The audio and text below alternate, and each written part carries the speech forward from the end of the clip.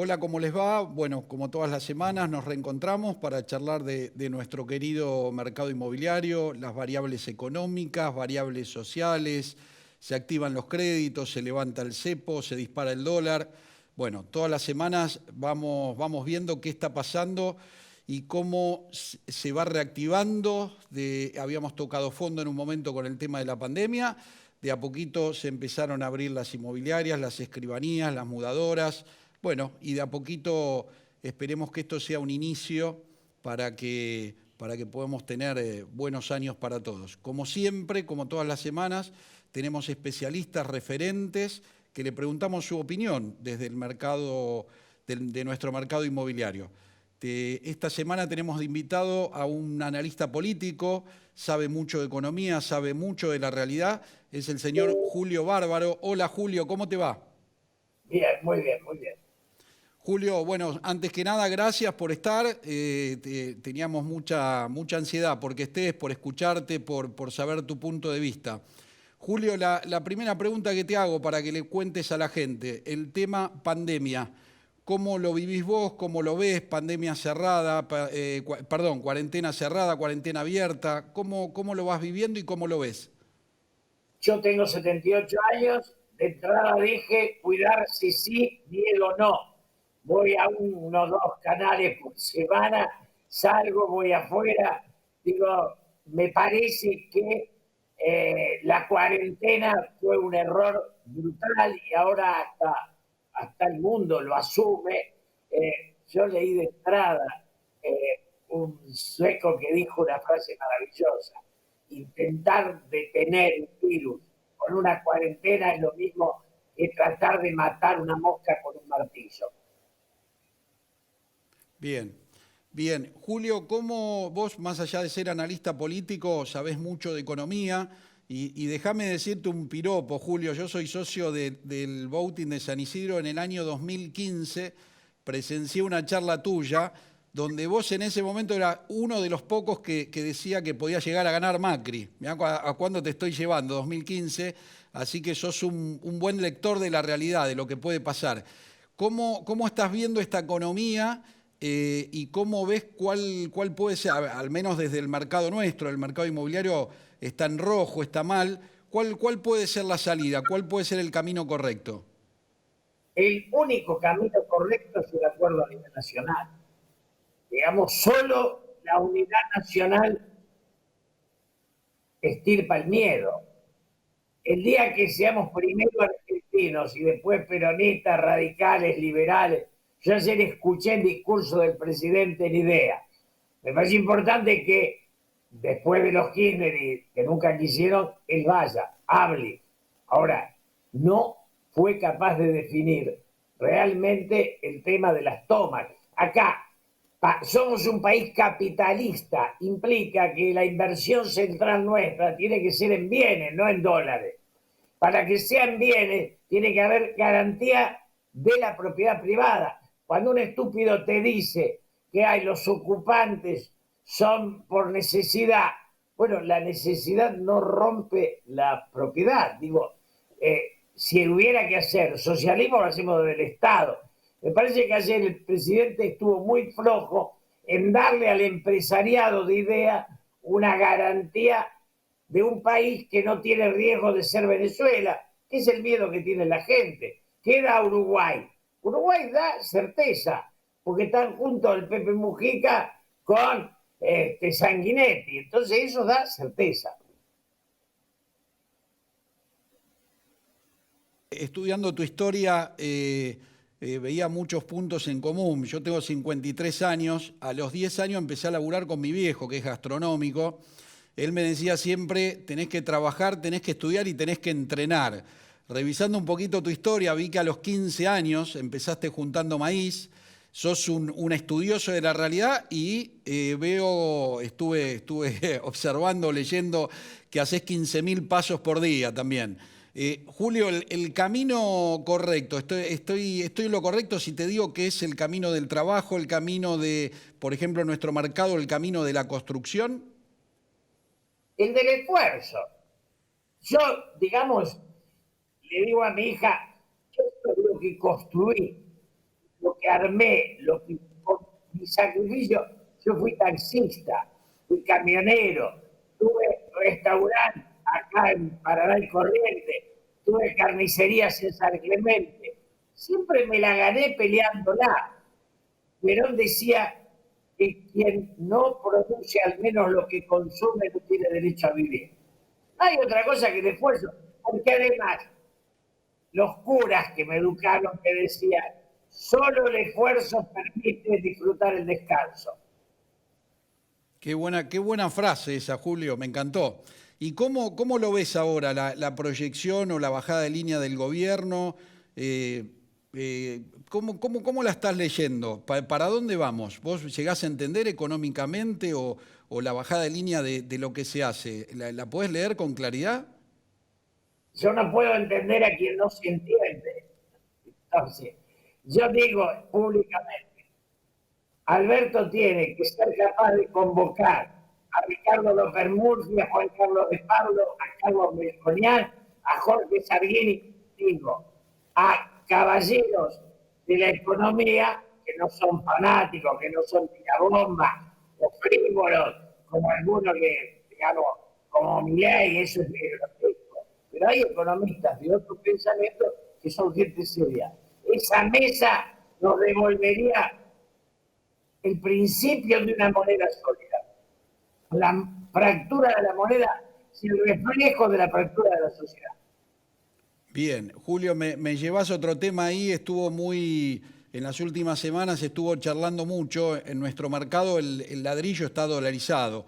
Yo tengo unas estadísticas y un estudio del por qué, ¿no? Que es la frase que yo diría o el título que le pongo es la maldita inflación. ¿Qué opinás vos cuando escuchás recién hablabas de la moneda? ¿Qué opinás cuando se dicen esos puntos de vista que hay que especificar? Yo entiendo que uno puede especificar en la medida que controle la inflación. ¿Cómo lo ves vos, Julio, cuando te dicen, bueno, tu casa si la querés vender, la tenés que poner en pesos?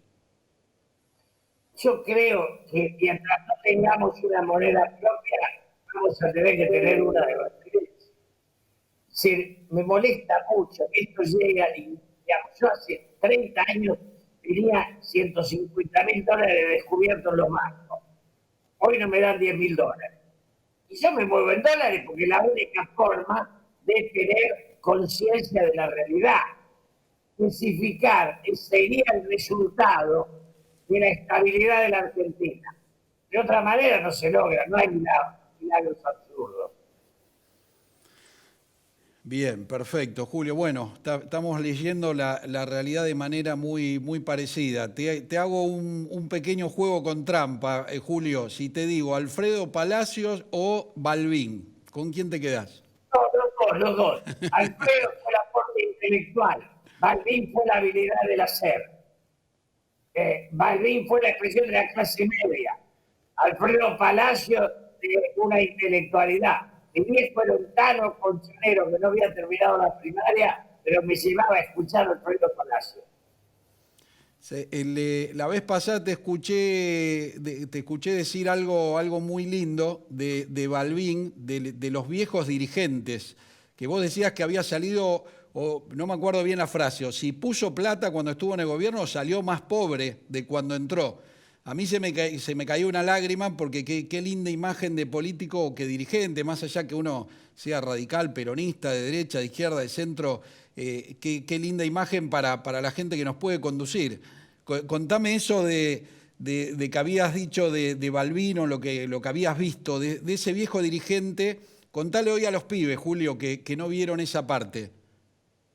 Digamos de Ricardo Balbín, pero más que nada de Ricardo Illa, que fue un presidente que lo expulsan en el 66, un médico de Córdoba, que después caminaba por la calle Corrientes, iba solo a almorzar, cuando todavía la Argentina era próspera, no la habían destruido la dictadura de Turco Menem. Y ese hombre no dijo nada, porque la dignidad era más importante que la acumulación. Yo te digo, en eso me crié. Yo siempre cuento que el negro Calori, que era mi gran amigo, cada vez que me encontraba me decía, ahorraste. Y yo le decía, jamás, es cierto, yo no podría ahorrar porque me propuse no ahorrar en dinero.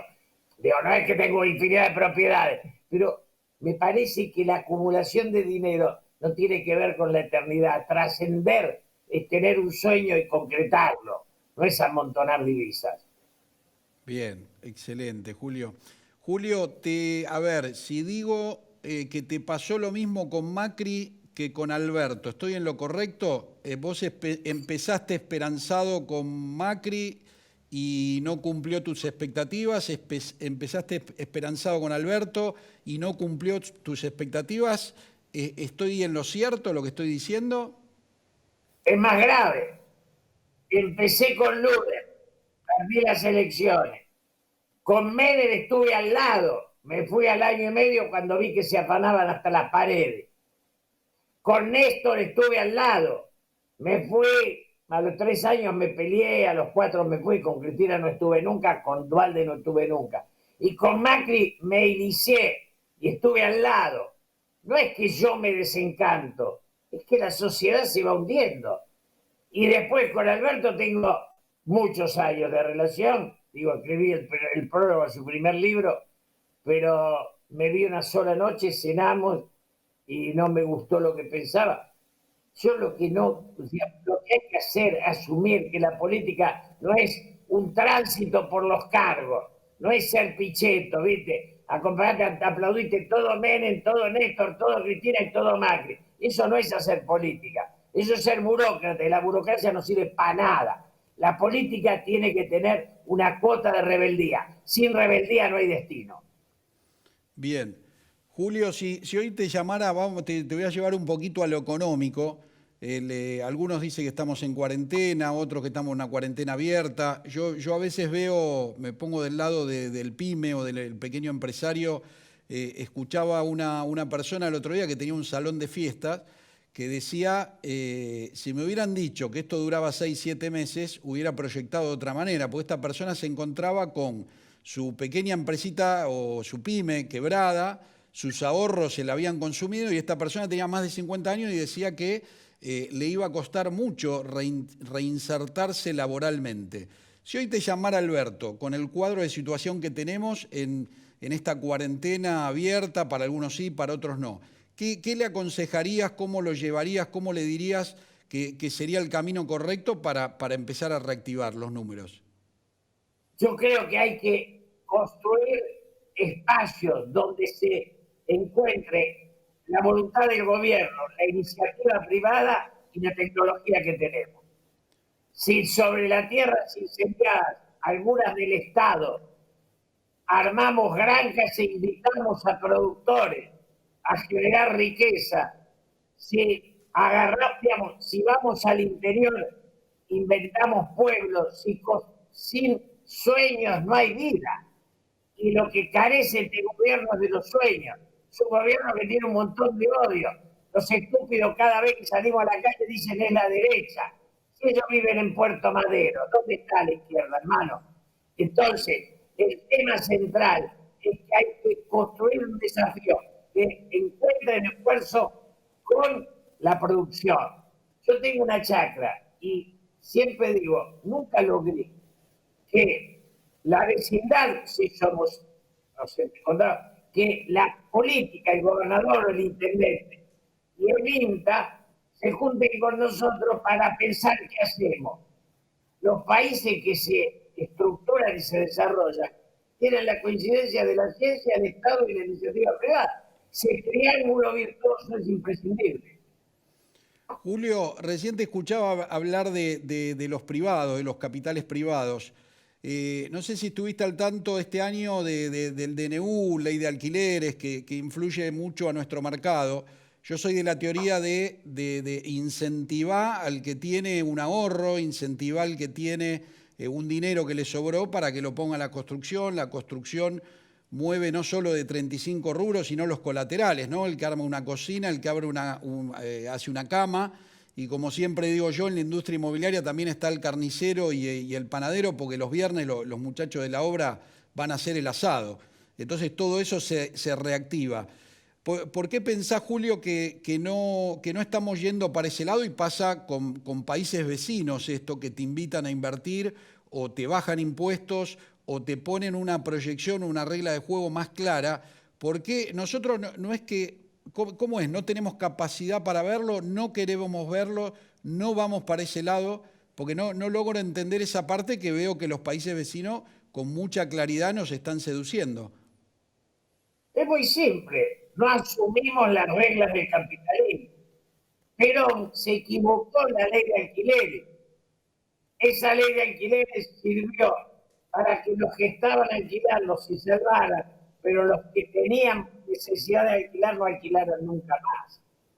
Entonces, si la Argentina tiene que volver a ser un país donde invertir acá sea más rentable que esconderla afuera, y eso es confianza, porque afuera ponen los dólares y no le dan nada, y acá podrían hacerlo rentable. Ahora, si vos le haces leyes estúpidas, donde romper las reglas del mercado, en los alquileres, digo, normalmente hubo libertad de mercado, que eso tiene que haberla. No ganamos nada con normar, imponer y limitar. La Argentina no puede ser un buen país para ganar y un mal país para guardar. Eso es irracional. Lo que se gana acá, tendríamos que pensar, incitar a que se invierta acá. Bien, bien. Bueno, Julio, me da la sensación como que estoy hablando con mi papá. Mi papá tiene 85, es un poco más grande que vos, pero viene de la escuela del laburo, la escuela Tana y la escuela del ladrillo y de la inversión. Julio, te llevo un poquito a lo personal. Contale a la gente qué son esos 15.000 pasos que haces por día, para qué lo haces. Contale un poquito. Bueno, tengo 78 años. Entonces vivo en Libertad y Santa Fe. Me voy hasta Tabasco, Coronel Díaz y Libertador. A veces algunos me invitan a tomar un café y vuelvo. Y ahí encontré 7.000 y pico de pasos. Después ahora, pero me obligo a hacer 8, 9, no más 10 kilómetros por día. A veces me canso porque si esto se cruza con la televisión, a la edad que tengo, agota un poco. Pero ¿qué te define? El amor por la vida. Y el amor por la vida es eso. A mí nunca me limitaron con el miedo para salir a la calle. Fui a todos los canales en vivo. Y sigo vivo. Digo, porque tener ilusión es la mejor limitación para los vivos. Bueno, qué lindo lo que decís, Julio. La verdad que es un placer charlar con vos y déjame hacerte la última y ya liberarte. Contale un poquito a la gente qué ves para el futuro? ¿Le vamos a poder encontrar la vuelta a esta parte económica que está tan roja o ves que esto empeora? Yo creo que hemos tocado fondo o estamos tocando fondo y que el año que viene, por lo menos, tiene que desaparecer Cristina y Macri, porque son las dos versiones del fracaso. Si la derecha merece algo más lúcido que Mauricio. Yo le decía a un amigo, cuando hablaba con Scioli y con Macri, que había semanas que hablaba con los dos, en un país como el nuestro, yo no podía soportar que con los dos lo único que se podía hablar era de fútbol. Pues no habían leído un libro, no habían visto una película, no conocían una obra de teatro. Eso es la decadencia argentina de los dos lados. Nosotros no nos puede dar envidia el lujo intelectual de Uruguay, porque además Mujica no tendrá formación, pero tiene la sabiduría de la vida. Nosotros creamos necios. Cristina tuvo una habilidad en volver. Yo lo escuchaba más que antes de anoche. Me agarraba la cabeza. Digo, son como los vinos. Digo, como son ordinarios, con el tiempo se pican. Y Cristina lo mismo. Creo que el futuro es si somos capaces de exigir, además del discurso, coherencia, dignidad y que no hayan hecho caja. Mientras la política esté en manos de los que se enriquecen, seguirán empobreciendo a la sociedad, porque el negocio de los burócratas es empobrecer a la gente. Perfecto. Bueno, Julio, como te dije antes, la verdad que fue un placer charlar con vos. Por momentos sentí que estaba hablando con mi padre. Y contá, a ver, permitime que te tire un bocadillo. Contá siempre eso, cuándo empezaste a trabajar y cómo, porque los pibes jóvenes que te escuchan está buenísimo darles ejemplo. Y contá lo de los 15.000 pasos. Yo tengo la teoría que hay que trabajar, estudiar y entrenar, que te hace bien al espíritu, al alma y al cuerpo. Julio, un placer, muchísimas gracias. Gracias a vos, hasta pronto. Muy bien, y a ustedes le decimos, como todas las semanas, muchas gracias por estar ahí, muchas gracias por escucharnos y acompañarnos, gracias por los mensajes que están llegando, que la verdad semana a semana se siguen sumando y bueno, nos veremos la próxima semana con más actualidad del mercado inmobiliario.